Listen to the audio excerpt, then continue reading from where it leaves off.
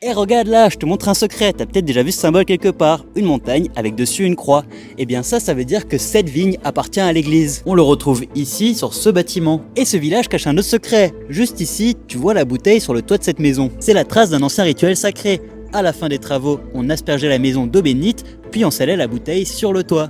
Et on faisait aussi un grand repas, à la fin duquel on cassait la vaisselle pour l'incruster dans les murs. Et là on voit que les maisons alsaciennes étaient faites en torchis, de la terre et de la paille. Sauf que ça brûlait trop souvent, alors derrière la cuisine, on faisait un mur à feu, en pierre et en tuiles. Un autre secret sur les maisons alsaciennes, c'est que chaque poutre est numérotée par 2 chiffres romains.